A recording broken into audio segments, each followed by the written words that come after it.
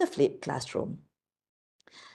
Currently, Puan Saleha is the head of the Center for English Language and Foundation Education at the University of Nottingham, Malaysia. All right. Puan Saleha, how are you doing today? I'm good, Alhamdulillah. Thank you. How are you? I'm fine, very well, thank you. Are you broadcast from Semenyih? Yes. How's the weather in Semenyih? Cloudy. It looks like it's about to rain. Alhamdulillah, all All good. I right, think, okay. Hopefully the internet will just fine. yeah. All right, okay, Puan Saleha, without further delay, let's give a warm welcome to Puan Saleha to give a presentation with the topic of Look Before You Flip. Over to you, Puan Saleha. All right. Thank you very much. Okay. Assalamualaikum, everyone. How are you all? This is the third session. I hope you're still charged with enthusiasm. Okay. I am going to deliver partly in English and partly in Bahasa. I hope you don't mind. But whatever it is, I'll start sharing my slides first. Okay. By the way, are they able to comment during the session for if they have any questions? I would suggest that you keep all your questions until the end. Yeah? All right. So I'm sharing with you my slides, first of all. Hang on, yeah? Okay.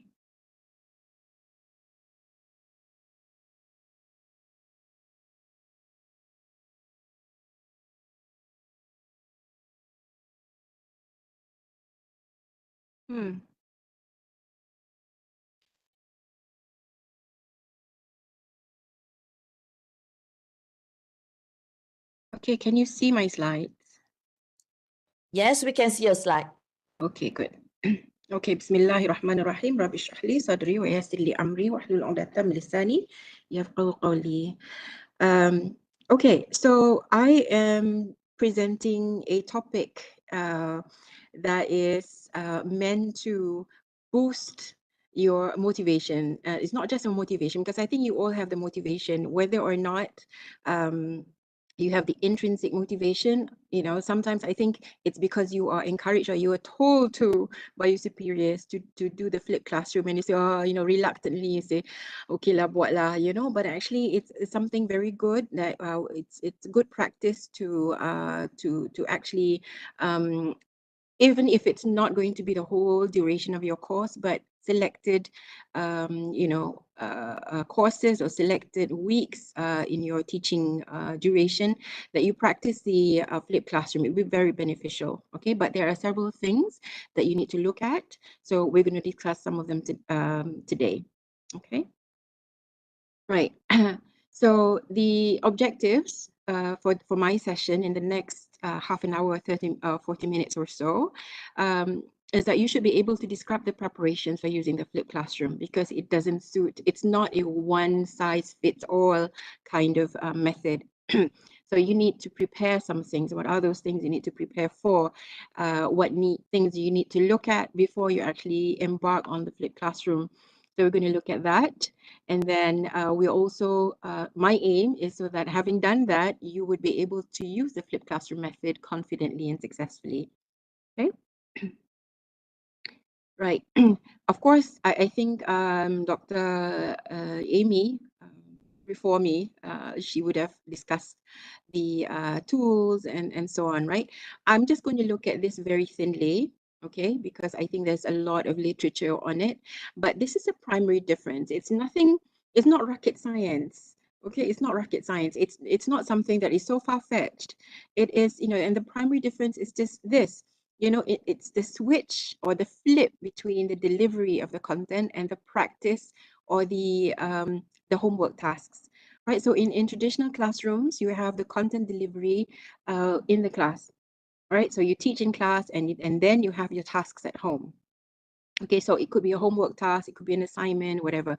In the flipped classroom, it's the other way around, where you have the learning or you teaching, at home, or rather in the students' homes, all right, in their own time. And then they come to class not to learn, well, obviously to learn, but to practice and to demonstrate that they understand what you're saying, okay? So, dia terbalik.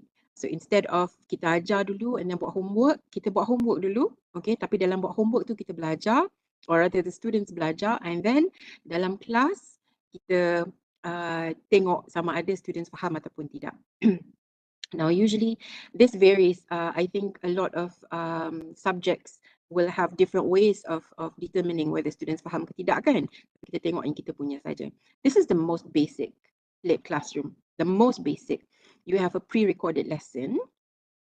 Okay, so students watch the pre-recorded lesson, and or they have a reading assignment. So maybe you ada a text ataupun tak kira lah bahan bacaan apapun, you give the students to read at home before they come to class, ataupun you give them a task that prepares them for class. Okay, so task ni bukan task yang menguji kefahaman, tapi task yang membuatkan mereka discover. So for example, saya ajar bahasa Inggeris. I don't know how many of you teach English, but sometimes you learn, you teach a language not by giving explicit instructions, but you teach them by giving them a task. Now, bila dia orang buat task tu, baru dia orang faham, oh macam ni buat present tense, macam ni buat past tense kan. So it's those kinds of tasks that you give before the class. And then the students do the homework tasks, all right, in class. With the teacher supervision. The teacher supervises, guides, facilitates the session. Okay. Now the rationale is that when students engage in tasks in the classroom, the teacher is able to monitor their understanding more closely. So maknanya tadi kalau yang ajar mathematics, for example, kalau you dah bagi instruction dekat rumah, dia orang datang kelas, dia orang buat latihan. Kalau latihan tu dia orang tak boleh buat, kita boleh terus kita tahu apa yang diorang faham, apa yang tak faham, dan kita boleh terus bagi feedback. So itu dia punya kebaikan the flipped classroom, and that is the most basic lah. Okay, so kalau tak berapa basic ni macam mana pula? Tak berapa basic, kita gunalah other tools. Okay, Dr. Amy tadi surely dah discuss tools or methods of doing the flipped classroom kan. So dekat sini saya tak nak tengok the flipped classroom itself, tapi kita nak tengok kepada preparation. Look before you flip, look before you leap into the flipped classroom. Okay, because ramai-ramai orang ni, okay, dekat Politek kita banyak konteks. Orang tak sama macam kita. Kita selalu assume other teachers are like us. Or kita assume students kita macam kita. Ataupun other students ni macam kita. Ataupun serupa aja. Tapi sebenarnya tak serupa because everybody is bound by their social context, their economical context, financial standing dan sebagainya. Access to technology, macam-macam lah benda yang kita kena fikirkan. Jadi kita kena look at those things before we leap into the flipped classroom. Okay, right. So these are typical classroom activities that when you engage in the flipped classroom, you can do some of these things. The list is not exhaustive, but this is some common ones. Yeah, small group discussions. Obviously, kita ada problem solving tasks ataupun analysis, real world analysis. Contoh dia kalau orang ajar politics and history ataupun orang ajar saya tak tahu subjek apa, teknologi ke ataupun apa-apalah, tapi you ada small group discussion di mana students akan cuba selesaikan masalah. There are problem solving activities. There could be analysis. Okay, let's say you're teaching a mathematical problem, so it's not just solving it, but there is an analysis of the problem. There could be a case study. So these groups, smaller groups, 4 or 5 people in a class, all right, so you can have 4 or 5 depending on the class size. Obviously, you have small group discussions, and then you would then monitor what it is that they say, what it is that they discuss within their seminar groups. You could also have collaborative problem solving. This is similar to the small group discussions, but the collaborative problem solving could be between groups. So groups that don't just work with themselves, but they work with other groups as well. So they collaborate in order to solve problems. So this is also another activity that students can do. They can also do presentations, right? So they prepare before class. You've given them the instruction, buat begini-begini dan sebagainya, and then they give the presentation in class. So masa class, after when they've given the presentations, and okay, did they present the, what they're supposed to be presenting, or did they do it wrong? Apa penampilan dan sebagainya. So these are things that they can do in class. Hands-on activities are things like experiments ataupun kalau orang belajar masak-masak ke apa kan, you know, you belajar theory, you dah bagi theory sebelum kelas, so dalam kelas you practice. Okay, so masa practice tu kita nampak sama ada mereka faham dan boleh apply, boleh boleh apply the theory into real world punya problems. And then also peer review. All of these things are not mutually exclusive ya. Maksud saya, dia bukannya kalau dah buat group discussion ni kita tak buat presentation dan sebagainya. Dia sometimes there overlaps. Bukan overlap lah. Dia maknanya you can do all these things within one session. Okay? Tak semestinya satu session tu kita buat cuma satu jenis activity. Alright, so peer review is an example. You can have a presentation, lepas tu minta sebelum kita bagi kita punya feedback sebagai pensyarah, kita suruh, kita minta pelajar ni untuk review ataupun bagi markah ataupun komen presentation kawan-kawan diorang, ataupun you know they probably comment or give feedback on somebody else's problem solving solutions. Sebab kadang-kadang kita ada what we call blind spot kan. Kita sendiri tak nampak. You baca paper contoh dia, you dah buat essay, you dah baca 100 kali sekalipun, kadang-kadang kita tak nampak, kita tak perasan kita punya kesalahan kan. Ada kesalahan typo ke apa ke, tapi orang lain yang tengok immediately dia boleh point out that has a mistake. Right? So somebody else can point out that mistake and then students learn more from that.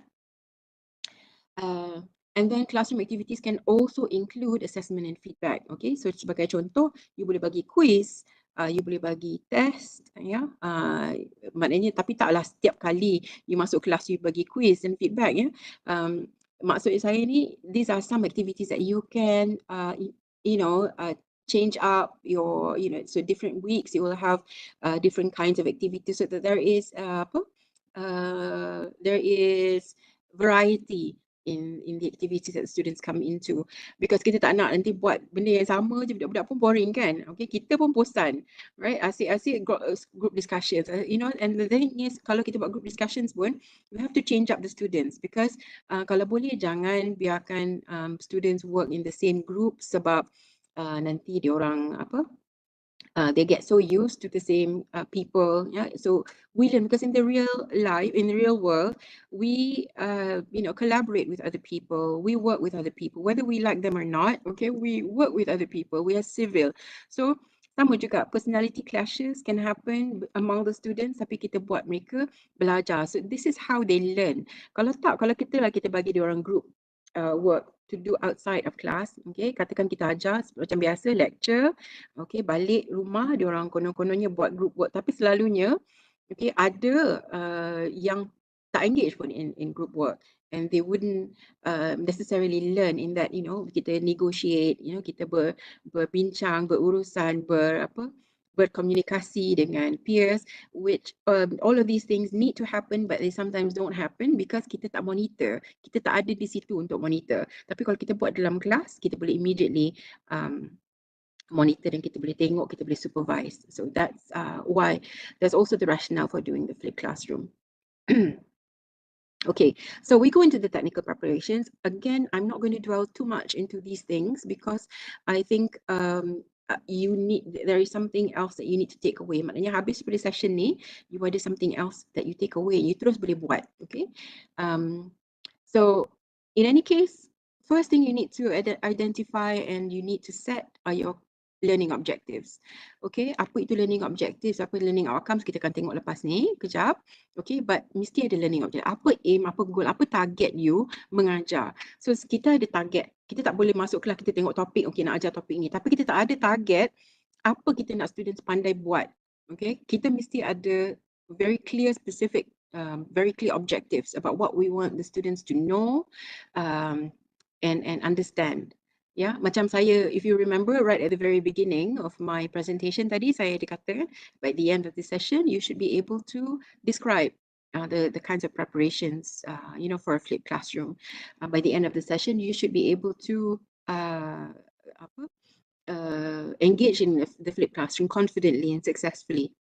So itu aim saya. Okay, so you need to have that purpose. You also need to prepare engaging pre-class content. Kalau you duk buat benda yang sama ataupun you duk buat benda yang mungkin kadang-kadang benda sama tak semestinya boring you buat benda yang tidak nak kata mengujakan bukanlah, tapi yang tak stimulate the curiosity of the students. Students tak rasa curious, tak rasa tak ada motivasi. So we want something yang engaging. Engaging bermakna bila students buat tu dia ada interaction antara mereka dengan material. Okay, that's what engaging means. It's not just motivation, tapi engaging ni bukan selalu kita kalau cakap engaging tu benda yang interaktif kan. It's not necessarily that, tapi new information tu latches on existing information, because semua orang your students, they don't come into class not not knowing anything. Dia bukannya zero terus. Macam you all datang this session, daripada berapa orang yang ada sekarang ni, tak semua yang tak tahu langsung kan tentang preparations on the flipped classroom. You will know something. So apa benda you dah tahu tu, you latch on to this new information.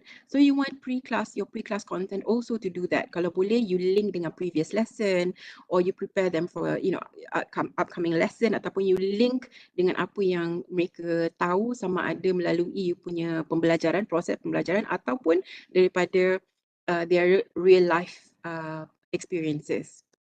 Okay, and then think also about their assessment and feedback. Okay, assessment and feedback yang saya sebut tadi tu, untuk kelas, that's different. But ini ialah untuk you tengok sendiri sama ada you berkesan ataupun tidak dalam you punya pengajaran dan pembelajaran. Okay, so what is suitable? Of course, kalau dekat poly ni ataupun higher institution, kita ada very specific guidelines kan. Kalau berapa jam pengajaran, berapa jam pula persediaan untuk students, berapa jam mereka perlu spend untuk belajar satu benda tu, dan apa hasil daripada tu. Kerana kita kena measure kan. So you kena fikir tu juga, okay, tanpa lari daripada apa yang sudah kita set. Okay, dekat dalam kita punya apa kita panggil learning program specifications ataupun course specifications tu. Okay, kita stick to that. Kita sudah disediakan jalan. Cuma sekarang variety ni kita tengok adakah kita berkesan, boleh tak kita buat cara lain. Okay, sebab assessment ni memang banyak. Exam bukan satu cara saja, assignment bukan satu cara, banyak cara. Okay, so macam mana you nak tengok sama ada student sudah berkesan. Okay, you punya pengajaran tu berkesan untuk students. Also look at whether you ada support and resources. Okay, support resources ni technical and technological, because you mungkin ada smartphone. Kita assume everybody has a smartphone. Okay, kita assume orang ada, macam sekarang lah, kita assume orang ada Webex contoh dia kan, ataupun ada YouTube. Ada tak orang yang tak ada? Mungkin they have to go through, they don't have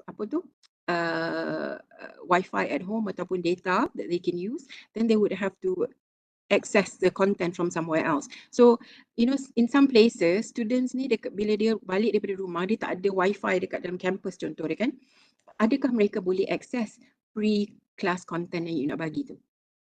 Okay, so you kena tengok tu. You boleh tengok kalau ada sesuatu berlaku, boleh tak you bagi support? Kalau you perlukan support, adakah you punya institution bagi support juga? So you kena tengok lah, okay? Sebab tak semua orang akan ada apa yang kita perlukan mereka ada. Okay? Termasuk juga buku ke ataupun ada bahan bacaan yang kita akan gunakan sebagai pre-class content. Do they have it? Can you provide? Maknanya boleh tak perlu beli ke? Ataupun kalau you bagi melalui email, adakah you you breaching copyright ni ke kan? So semua tu kena tengok. Okay? Tapi selalunya kita okey je kan? Selalunya kita okey je. Lagi satu, student accountability. So kalau kat dalam kelas saya akan tanya, what do you understand by student accountability? Okay, tapi because kita tak ada that opportunity, so I'll just tell you, student accountability ni macam mana kita nak tahu students engage? Kita dah bagi dia pre-reading material, macam mana kita nak tahu students sudah baca? kita bagi recorded lecture untuk students tengok sebelum kelas kan. Macam mana kita nak tahu students tengok sebelum datang kelas? Sebab selalunya kita bagi homework, orang tak buat pun.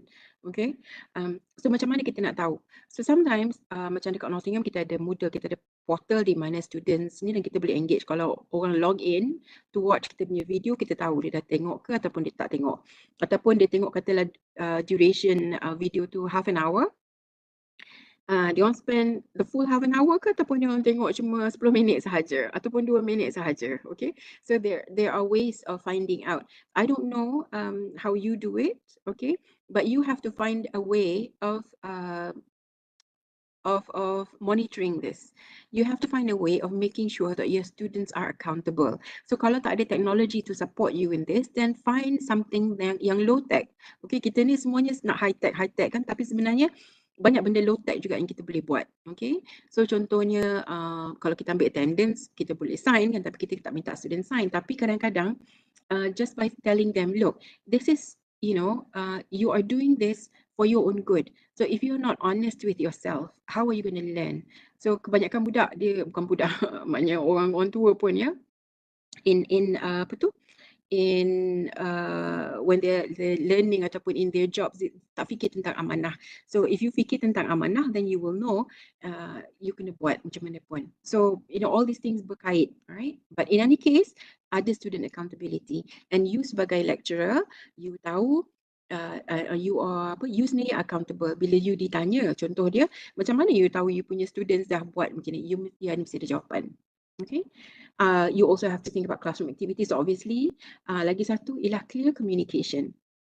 You mesti bagi tahu dekat students, okay, dan juga any stakeholders what you intend to do. Because sometimes kalau students ataupun stakeholders ni tak faham yang kita buat ni flipped classroom, what's going to happen is that they are going to think that kita ni pemalas. Okay, lecturers ni apa pasal tak ajar dalam kelas. Sebenarnya kita mengajar. In fact, in most cases there's more preparation for the flipped classroom than there is in a traditional classroom. Because in traditional classroom we can, masuk kelas, ajar, and then kita bagi homework, kan?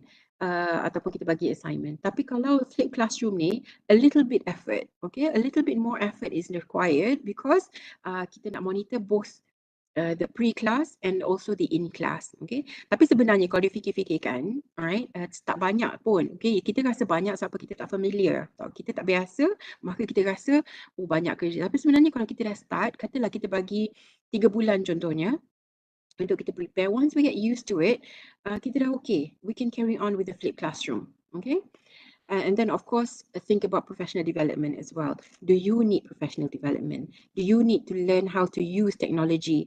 Sebenarnya kalau kita buat pre-class content, contoh dia lecture, okay, you boleh guna your phone, okay? You tak payah guna high-tech, you ada ring light lah apa benda.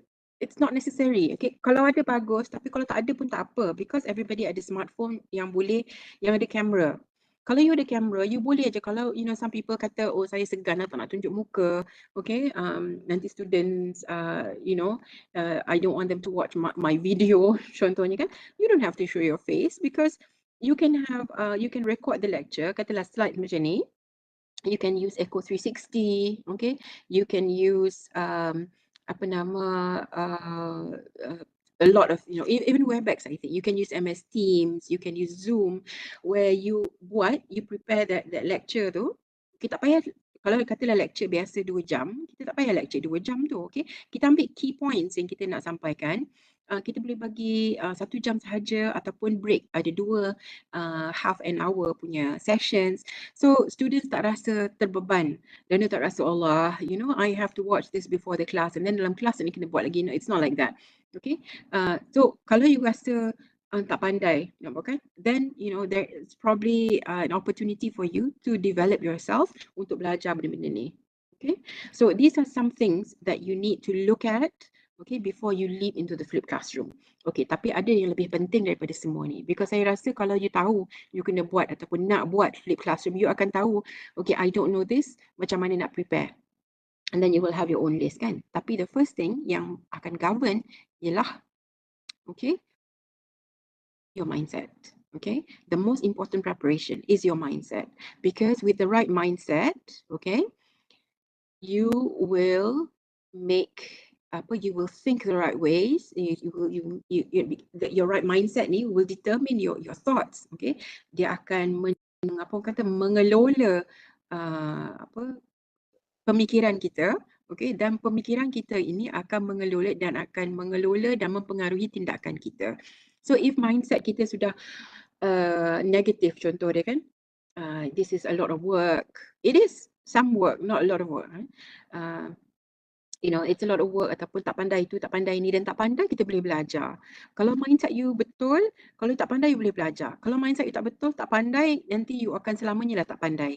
Okay, because you tak nak belajar. So it's your right mindset. The right mindset will determine your thoughts, akan mengelolakan you punya pemikiran dan akan mempengaruhi tindakan. Jadi tindakan you, katalah you have the right mindset, you tahu, okay, I don't know this, I have to know these things. Contoh then you will know, okay, saya kena tanya orang ni, ataupun saya kena tanya, minta support, saya akan tanya my supervisor, saya akan tanya team, saya akan tanya students. There are so many sources of information, right? But if you don't have the right mindset, then everything will go to waste. Now, from the right mindset, okay, you can set apa? You have to set your purpose. Okay, purpose ni, apa purpose ya? Tujuan, hala tuju.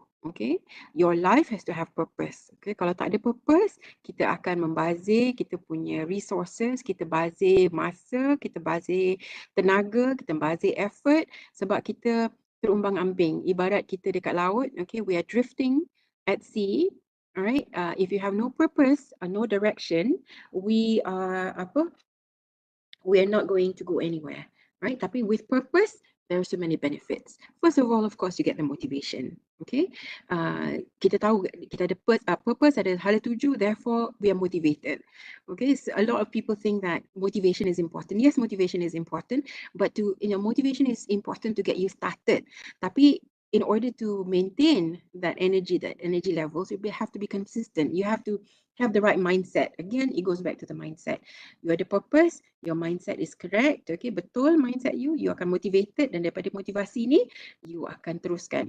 Kalau tak, you tak boleh teruskan. Okay, your purpose is also your direction and focus. Okay, kalau kita tak ada purpose, kita tak ada hala tuju, excuse me, kita tak akan ada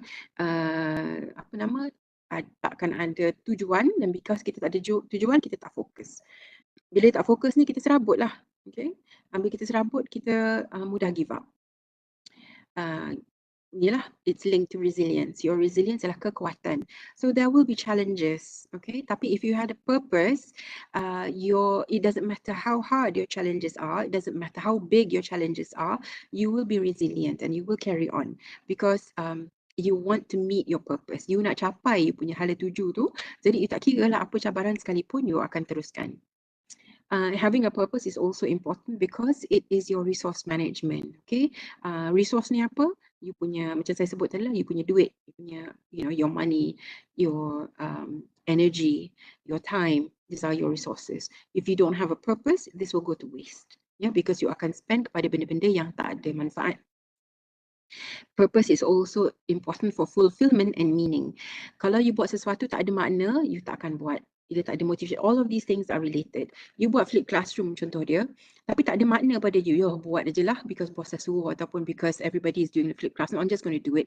You don't see the value of the flipped classroom for you or for your students, you're not going to engage in the flipped classroom.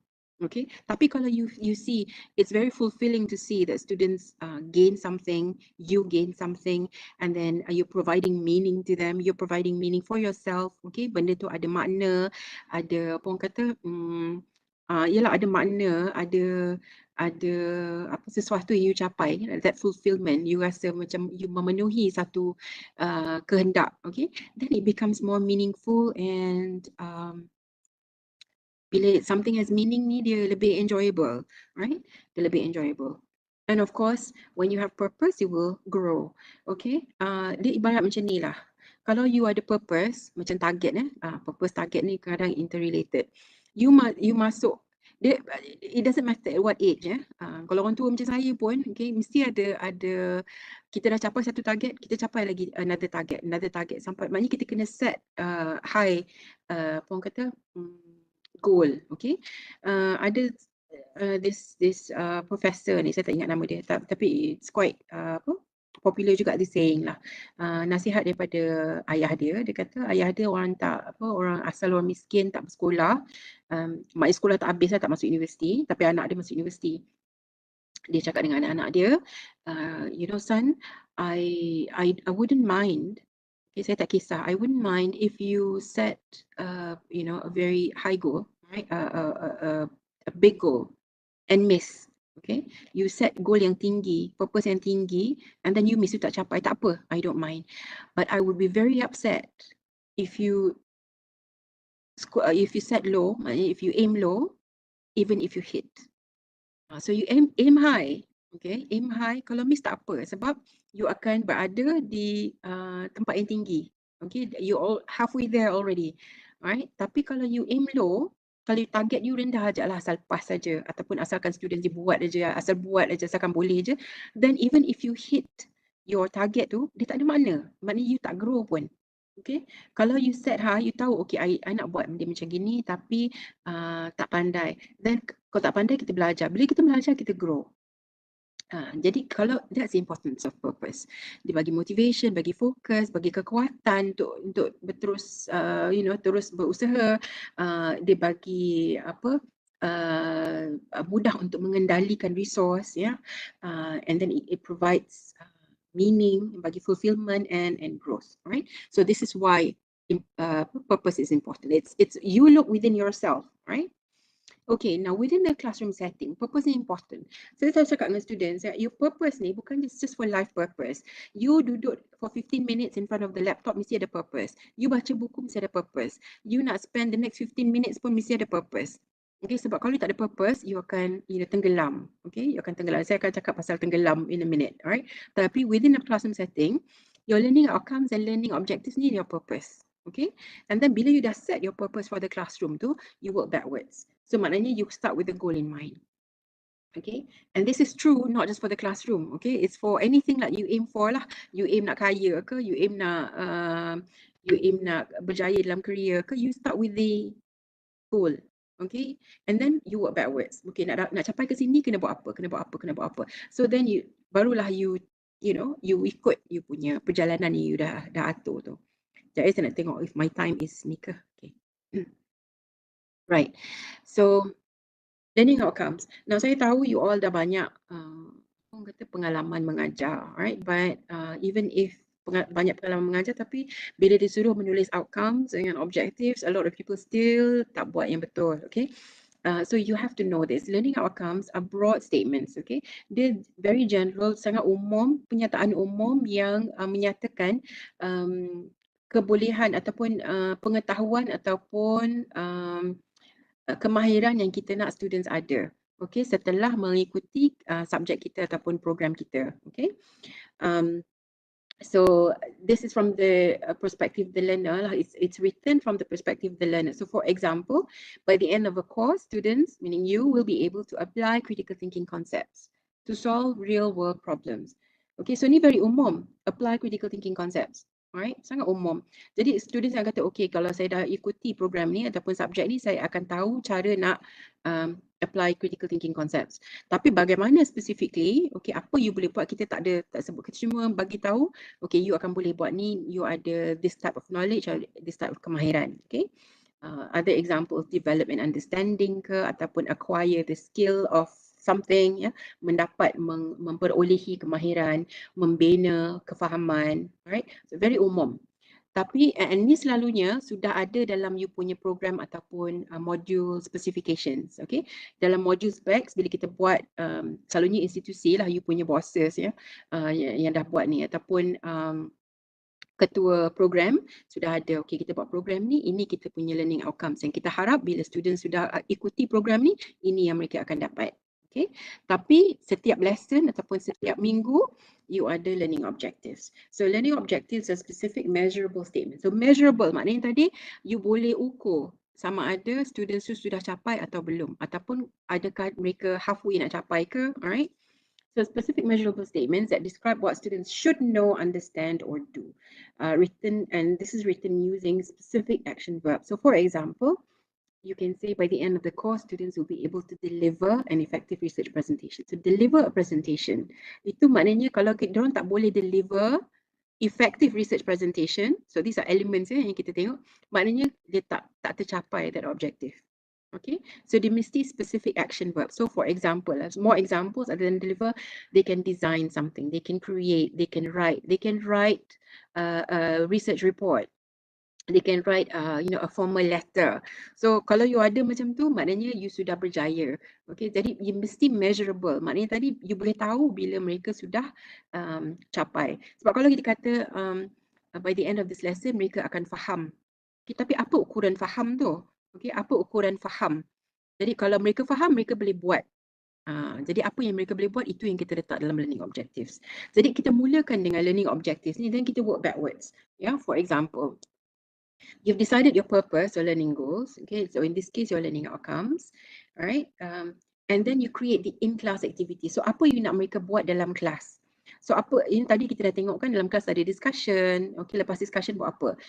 Ada presentation ke, ada peer review dan sebagainya. So kita create the in-class activity, apa mereka nak buat berkait dengan learning goals ni. Kita tak boleh lah buat just for the sake, kita buat discussion je lah, kita boleh kill time. Okay, kita ada 2 jam ataupun kelas ni 1 jam setengah, masuk kelas, kita diskusi di kelas, waktu habis. Okay, dia tak tertuju kepada satu target. Satu target ni penting, your goals are penting, kemudian kita buat aktiviti untuk yang menjurus kepada mencapai goals tadi tu. Okay, kemudian kita create the pre-class material. Jadi untuk kita capai yang apa kita nak buat dalam kelas tu, pre-class kita kena ajar apa dulu. So this is how we ni. Of course benda ni tertakluk kepada topik yang dalam syllabus lah kan. Okay, but within the syllabus tu kita nak mereka boleh buat apa dalam kelas. Jadi sebelum kelas tu, sama ada you nak bagi pre-recorded lecture ke ataupun you nak bagi reading material, it doesn't matter, it's up to you. Tapi benda ni berkait, mesti ada you punya purpose dulu. Okay, ataupun learning goals ataupun learning outcomes. Alright, saya bagi examples. Here's an example. Students should be able to evaluate academic sources. Okay, so dalam academic English, dia orang kena pandai nak evaluate. So, sebab kita tak boleh guna Wikipedia contohnya, kita tak boleh guna ChatGPT, okay, tak boleh guna non-academic sources, kena academic sources. Jadi dalam kelas you nak buat apa? We nak small groups discuss validity and reliability. So these are the criteria. You ada set criteria lah, the validity and reliability. Valid ke tidak, okay, dan boleh harap ke tidak, okay, boleh percaya atau tidak sumber-sumber maklumat tu, okay. Kemudian you nak students share evaluation tu with the rest of the class, right? Of course ni saya ringkas lah, secara ringkas. Of course you at this stage ni you mesti ada you punya macam lesson plan lah, okay. So kalau you dah berpengalaman, you tak perlulah a very detailed lesson plan. Tapi kalau you baru mengajar, if you're new to this, I think it's a good idea to just have bila you buat slides untuk kelas ataupun you prepare for your ni, you ada dah tertuju, okay, mula-mula you nak students buat apa, kemudian buat apa.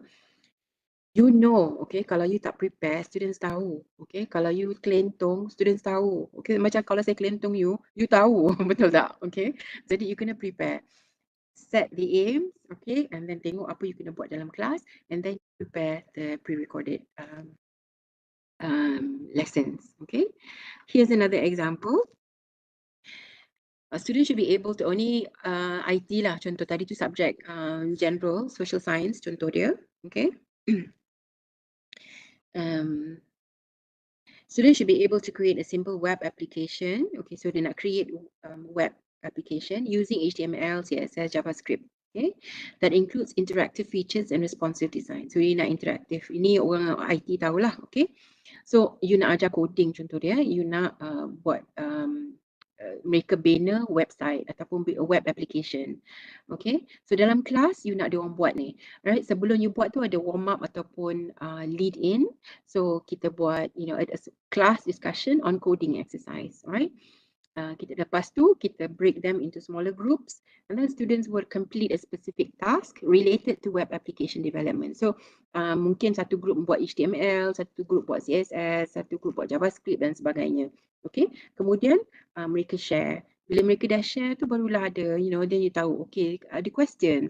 Masa tu juga kita boleh clarify, because peers ni bila dia discuss, kita tahu, okay, gap dia, saya faham yang ini saya tak faham. So, kawan-kawan boleh sama-sama support. And then with the teacher, when they have discussed all these things, the teacher can come in and say, oh betul lah tu ataupun salah, okay, based on apa tu, kita punya dia orang punya feedback ataupun cara mereka buat the tasks. Alright, so you decided that you're going to do that. Boleh tengok, okay, apa you kena ajar supaya mereka berjaya buat ni. Okay, so you tengoklah pre-recorded video lesson ke, okay, maybe extra reading materials ke, tapi tak boleh terlampau banyak sebab there are weekly classes kan.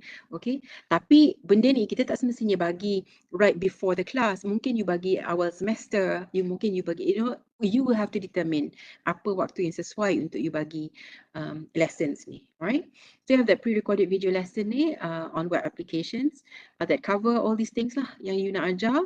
Kemudian any extra reading materials kalau perlu. And then when they come to class, you dah bagi task, mereka tahu apa mereka kena buat. Right? So those are two examples that I can show you.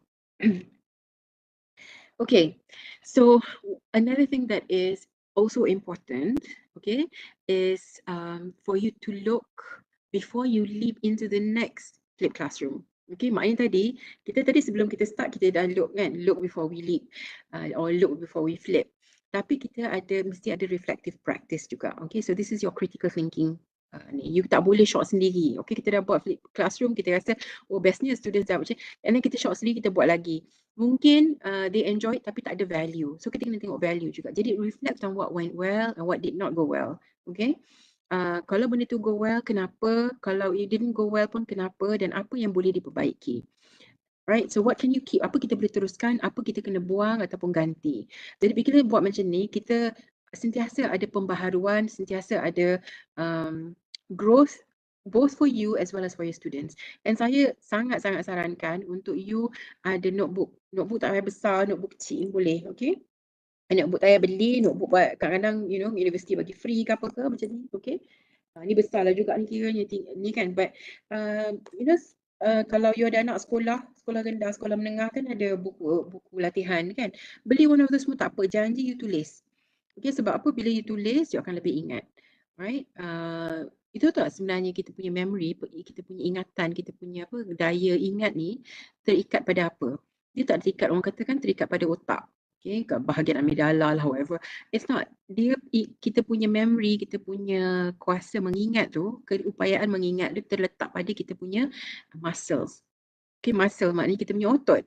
Sebab tu orang yang menghafal Quran contohnya, mereka akan tulis. There is called this latihan called tahriri, where they would read. So kalau you sedang menghafal something, tulis.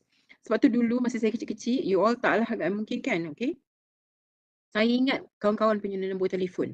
Right, sebab apa? Sebab kita tulis dalam buku telefon. Right, kita tulis nombor phone orang, jadi kita ingat. Okay, sekarang nombor phone sendiri pun kadang tak ingat kan? Because you have to write. So when you do this reflective practice ni, for the flipped classroom, tulis, okay? Some people kata tulis senang je, you just tap on the screen. Pun boleh jugalah, tapi dia tak sama. Okay, sebab apa? Bila you menulis ni, like I said, it's muscle memory. Dia akan terus register kat dalam otak. Kita lebih ingat dan benda itu lebih berkesan. Okay, right. So these are sources for practical ideas. Right. When I say practical ideas, it means immediately. Kalau you tak boleh, kadang-kadang kita buntu kan. Mana kita dapat idea untuk buat kita punya before pre-class materials, and then during class apa kita nak buat. Okay, senang sahaja. Okay, saya tak gunakan the word social media, tapi specific types of social media. Because social media ni banyak kan, ada WeChat lah, ada orang sekarang ada Line lah apa, tapi kita guna, ini yang saya sarankan, okay? Bukan sarankan macam mana yang kata guna YouTube ke TikTok, memang tak boleh, sebagai academic source memang you tak boleh guna, okay? Tapi untuk practical solutions, you can learn anything under the sun using YouTube, TikTok or Instagram. Tapi you kena ingat, this is why your purpose is important. Okay, saya sebut tadi, kalau tak ada purpose, kita akan tenggelam. Maksud saya tenggelam macam ni. You tengok YouTube ataupun you tengok TikTok. TikTok ni short videos kan. Instagram pun sekarang ada Instagram Reels, short videos. Kalau you tak ada purpose, okay, you akan tenggelam, you tak perasan you nak spend half an hour sahaja, okay, nak cari material untuk you gunakan dalam kelas. Tapi apa yang jadi, sampai pukul 3 pagi dekat TikTok. Okay, tengok hidup orang lain ataupun tengok benda-benda yang tak berkenaan. Okay, siapa yang guilty of that? Okay, bukan budak-budak sahaja, orang dewasa pun okay boleh apa orang kata boleh tenggelam dekat dalam social. So you really have to be careful. Jadi set your target. Apa you nak cari? Now the thing with algorithm social media ni, dia akan feed into our ni kita punya newsfeed tu, it send us videos yang berkenaan apa yang kita cari. So kalau kita cari benda baik, kita cari tentang flipped classroom, kita cari tentang techniques of effective classroom management ke apa ke, benda-benda tu yang akan datang. Jadi kita filter lah, kita ada sedikit filtering to do, but still it's better than tak ada fokus dan tak ada apa orang kata, tak ada aim and target. Right? So you can look on YouTube, you can look on TikTok, Instagram, and the other one that a lot of people miss, right?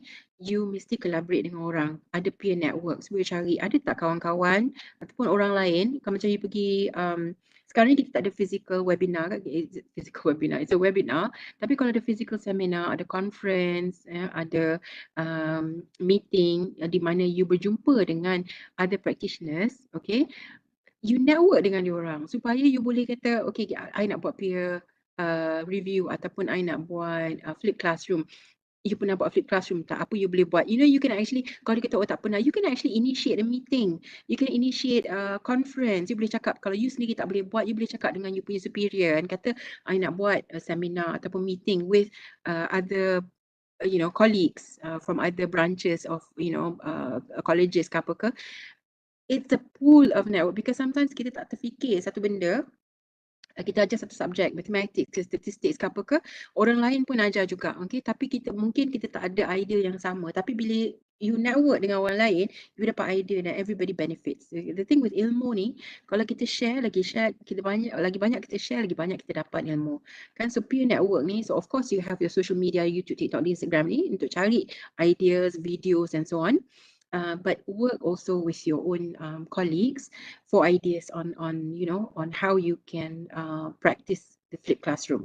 Okay, because at the end of the day, you still have to do your own materials. You tak boleh lah cakap dengan students, okay, you tengok video ni, ada link, tengok video ni, okay.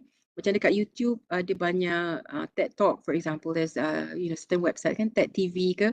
Of course you can watch that, okay. Tapi mesti ada supervision, mesti ada content, mesti ada again, purpose. What is your purpose for asking them to watch those things? Tak boleh lah watch orang lain punya video. You sendiri kena build, you kena bina you punya bank of materials. Okay? Alright, just sikit saja lagi. This is last. Right, the conclusion. Before leaping into the flipped classroom, 3 benda you kena tengok.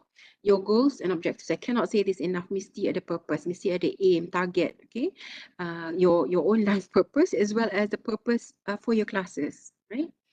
And then look at the technical accessibility and support for you and your students. So ini termasuklah material, termasuklah peralatan, termasuklah teknologi, any kind of technical support ke. So you ada access ke tidak and your students ada access ke tidak. Kemudian kalau you perlukan support, right? Kalau something happens ke ataupun ada glitches ke, do you have someone to help? Right? So make sure that this is taken care of also. Okay, and finally your own reflective thoughts. Mesti reflect, mesti apa orang kata, renung kembali. Kita jangan buat sekali kita dah, lepas tu kita ulang lagi, next semester kita ulang lagi, tahun depan kita ulang lagi, tanpa kita merenung sama ada kita berjaya atau tidak, sama ada kelas kita berkesan ataupun tidak. Right? So itu sahaja. I'm going to stop sharing and right now I think it's 12 o'clock already, 12:04 on my clock. So if you have any questions, I'm happy to answer. All right. Okay, Puan Saleha, maybe can you give advice to some of the lecturers who is still new to implement the flipped classroom, especially when they want to prepare, to make some preparation? It may take some time for them. So maybe you can give some, motivation to make this happen. Okay. My advice, especially for new. Okay, are we okay? All right. So my advice for new lecturers, all right, don't be over ambitious and do the whole semester of teaching with the flipped classroom. Start with just 1 or 2. Okay, when you're successful at 1 or 2 sessions, and then you do more. Okay, so then you gauge. But then it's a method, it's an approach. Okay, it's very student centered. So there are lots of benefits. Jadi you cannot dismiss altogether. You tak boleh terus, you know, in a traditional way and carry on with it. You have to try. Okay, but it doesn't mean that you try every week, right? It doesn't mean you try the whole semester. You can try with just 1 or 2 sessions. Because for example, this week, okay, next week you're going to teach, you tengok apa you nak ajar. What am I going to teach, right? It doesn't matter what subject, it works for all subjects, right? I'm going to teach this, all right? So I'm going to try the flipped classroom. Tapi communicate, because like I said in my talk earlier, communicate this to the students so that they know when they come into class, they must have read or they must have watched the video or they must have done the tasks, okay? Sebab kalau you don't communicate, then they wouldn't know. They come into class, just kadang-kadang tak bawa pen pun kan. Okay, so they know what to do when they come into class. They know what they need to have done. Like I said, the advice is tak perlu the whole session. You know, just pick 1 or 2 that you can do because tak semua pun, right? You can do a flipped classroom for, right? Some things you can delay, some things may need more time. But my advice for new lecturers particularly, don't try all and stay motivated by just watching talking to peers, watching YouTube videos as well, okay? Because motivation comes from within you, okay? Extrinsic motivation, you know already you have to do it, right? But you have to find it within you. You have to find value, okay, of the flipped classroom for your students, and then you can, you know, stay motivated. Okay, I hope that answers the question. Any other questions? I can't see anything from here, right? Okay, thank you, Puan Saleha. That was indeed very enjoyable, very interesting and enlightening presentation. So, all right, do we have any questions from our audience? No, the technical team? No, all right. Okay, so ladies and gentlemen, those were indeed insightful presentations from our 2 panelists. Thousands of thank you once again to Puan Amelia and for accepting our invitation to be a panelist in this webinar. Thank you so much, Puan Saleha. You're welcome. We'll see you again. Goodbye. Bye.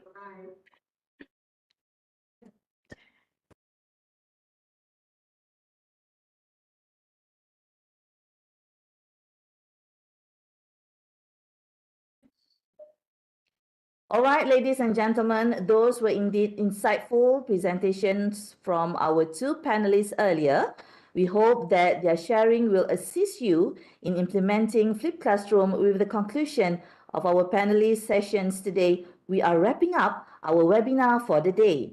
However, I'd like to remind everyone not to forget to join us for the continuation of our webinar tomorrow, where 4 outstanding panelists will share their expertise on the CDIO model on POLYCC, flipped classroom for tourism and hospitality, student engagement and blended learning in polytechnics and community college. So we'll see you again tomorrow at 9:30 a.m. sharp. Goodbye, everyone.